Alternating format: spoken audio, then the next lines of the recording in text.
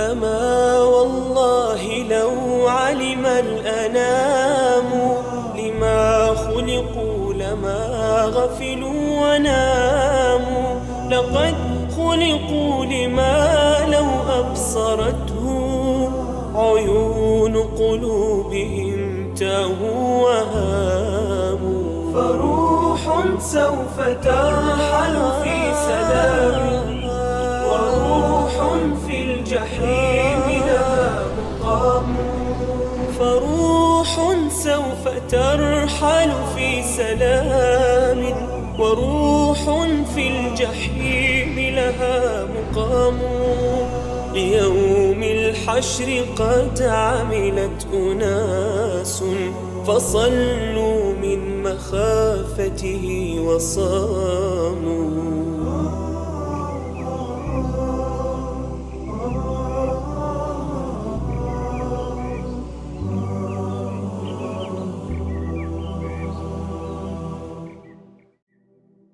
Ассаламу алейкум ва рахматуллахи ва баракатуху, хайякум Аллах джами'ан. Мы уже говорили о водоеме, хауде, а сейчас поговорим о сирате, потом о кантаре и о захождении в рай и в ад. Но для начала давайте расскажем об асхабуль-аараф, людях на оградах. Всевышний Аллах говорит, между ними будет изгородь, то есть между обитателями рая и обитателями огня будет изгородь. Затем Аллах, Свят Он и Велик, говорит, а на оградах аль-аараф. Аль-аараф, как сказали ученые, это возвышенное место. И на аль-аараф, на этих возвышающихся местах, на оградах будут люди. Этих людей и называют людьми на оградах. Асхабуль-аараф. Между ними будет изгородь, а на оградах будут люди, которые распознают каждого из них по их признакам. Они будут знать обитателей рая и обитателей ада. И эти люди на оградах будут взывать и разговаривать с обитателями рая. Они воззовут к обитателям рая. Мир вам. И в этом, субханаллах, есть назидание. В этом мире человек может творить добро или зло. И даже если он не может сделать что-то хорошее, как минимум, он может быть рядом с благими людьми, общаться с людьми, которые сделают его ближе к Аллаху Свят Он и Велик.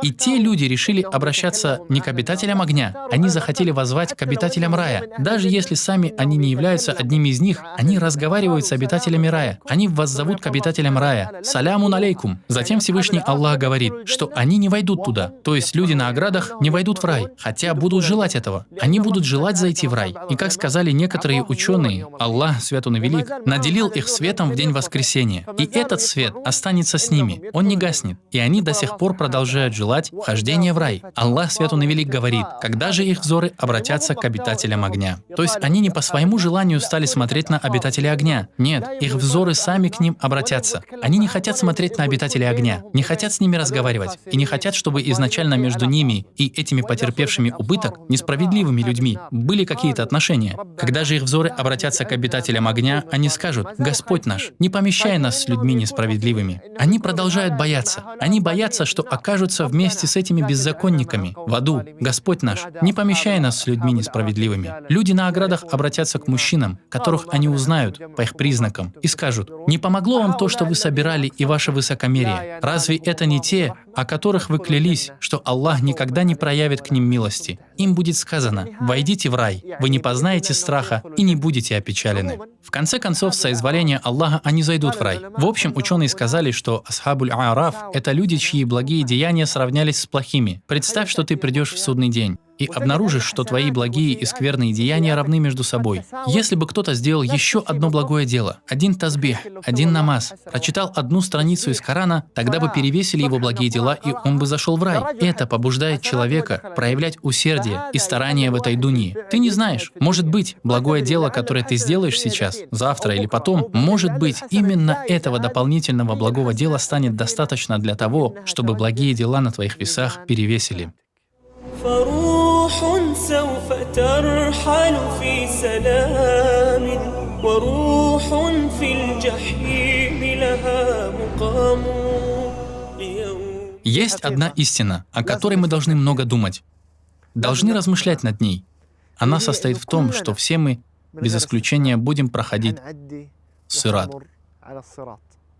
Как сказал Аллах, каждый из вас войдет туда. Все вы войдете туда. Все вы будете переходить этот сират. Каждый из вас войдет туда. Таково окончательное решение твоего Господа. Это уже решенное дело. Это непременно произойдет. Потом мы спасем богобоязненных. О Аллах! Те, которые боялись своего Господа и которые защитились от наказания Аллаха за счет совершения благих дел и избегания грехов. И они установили защиту между собой и огнем, который находится под сиратом, посредством своих дел и поклонения Всевышнему Аллаху, и Аллах спасет их на сирате. Потом мы спасем богобоязненных, а беззаконников оставим там стоять на коленях. Вскоре мы поговорим о том, кто пройдет сират, а кто с него упадет. Пророк Мухаммад, да благословит его Аллах и приветствует, говорит, описывая этот сират, как об этом приводится в Сахихе Муслима: «Затем принесут мост и установят его над гиеной, и они скажут: „О Аллах, спаси, спаси!“ Это будет самая частая дуа у пророков в судный день, когда люди будут переходить через сират. О Аллах, спаси, спаси! О Аллах, Ты можешь представить себе, настолько великим будет то зрелище и тот момент. Хорошо, каким будет этот сират? Как он будет выглядеть? Пророк Мухаммад, да благословит его Аллах и приветствует, говорит: это место скольжения и падения. Место скольжения и падения. То есть ноги на нем будут скользить. О Аллах, Ты можешь себе представить этот мост над адом, над адским огнем. Представь, что ты пошел на крышу очень высокого здания, сотни метров над поверхностью земли, причем ходишь по самому краю, и под собой видишь землю. Ты будешь бояться, что упадешь вниз. А если ты упадешь вниз на землю, ты умрешь. Но в тот момент все будет не так. Человек не просто ударится и умрет. Ты упадешь в огонь, горячий, обжигающий, страшный огонь, место скольжения и падения. И ноги будут скользить на этом мосту. Пророк Мухаммад, да благословит его Аллах и приветствует, говорит: на нем будут крюки и багры. О Аллах, какие крюки! Это изогнутые крюки. Такими железными крюками подвешивают мясо. Они будут тянуть за собой людей. Переход через мост будет непростым делом. Затем пророк Мухаммад, да благословит его Аллах и приветствует, сказал: и шипы, и колючки, очень твердые. И твердые колючки, подобные тем, что растут в Неджде, и называются сааданом. Это такое растение с шипами. Это описание сирата. На нем есть колючки, есть крючки. По нему ноги скользят. И сират находится над адом, а пророки будут повторять: «О Аллах, спаси, спаси». Как люди будут переходить этот сират? Сейчас мы об этом расскажем.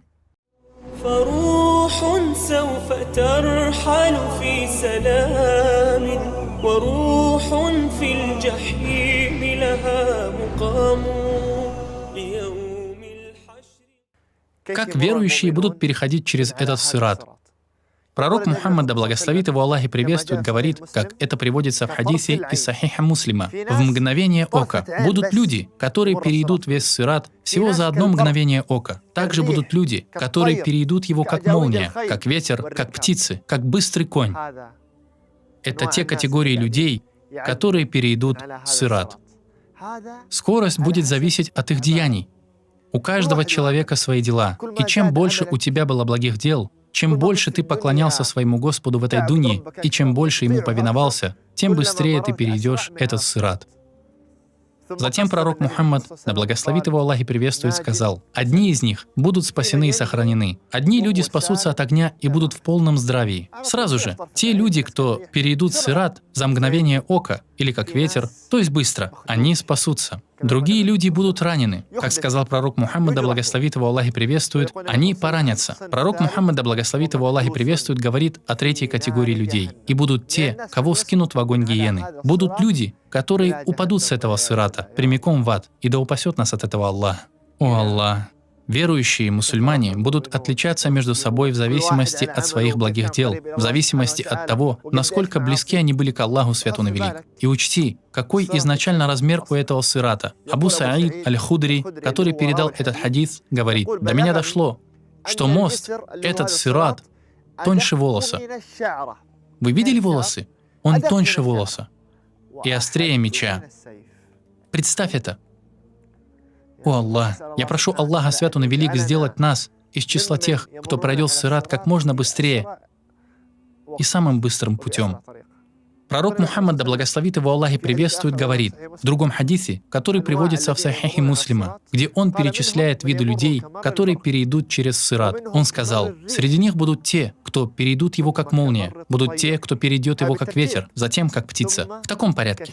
Затем быстрой походкой, в зависимости от деяний. Твои дела будут бежать с ними. Твои дела сделают тебя быстрее или медленнее. Также пророк Мухаммад, да благословит его Аллах и приветствует, говорит: пока не перейдет человек, который не сможет идти, а только ползти. Некоторые люди будут ползти по сирату. Представь, дело здесь не в здоровье, силе и энергии, которой ты обладал в дуньи. Вопрос в твоих деяниях. Твоих деяний мало, они очень слабые, и тогда ты сможешь только ползти. А для других благие деяния сильны и многочисленны. Тогда ты перейдешь сират со скоростью молнии, или как ветер, или как птица. Готовься к этому дню. Уже сейчас начни творить благое, чтобы стать одним из тех, кто перейдет этот сират как можно быстрее. فروح سوف ترحل في سلام وروح في الجحيم لها مقام После того, как верующие пройдут сират, значит все.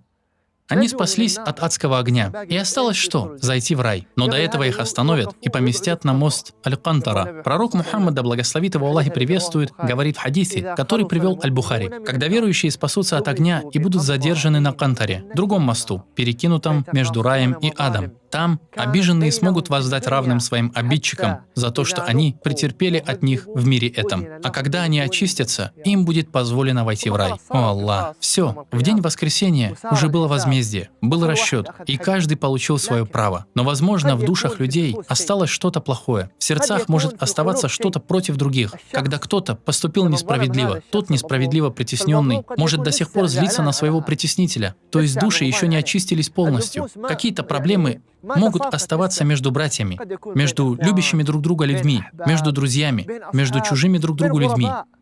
А обитатели рая не могут держать друг против друга зла. Нет. И Аллах, свят Он и велик, окажет им почет тем, что они очистятся в Кантаре. То есть они выйдут из Кантары и зайдут в рай только тогда, когда все они очистятся. Каждый из них будет счастлив. Каждый будет радоваться. Не останется даже 1% злобы, зависти, раздражения, досады, гнева, потому что рай — это абсолютное наслаждение, полное наслаждение. В нем не будет даже злобы, не будет гнева. Даже враги там станут друзьями и полюбят друг друга. Все будут любить друг друга. Все будут счастливы друг с другом. И это одно из величайших райских наслаждений. Я прошу Аллаха, свят Он и велик, собрать нас всех в этой Кантаре, чтобы после этого мы счастливо зашли в рай. Аминь, о Господь. На следующей серии мы подробно поговорим о рае и аде, и о том, что в них есть. На этом все, и Аллах знает лучше. И да благословит Аллах и приветствует нашего пророка Мухаммада.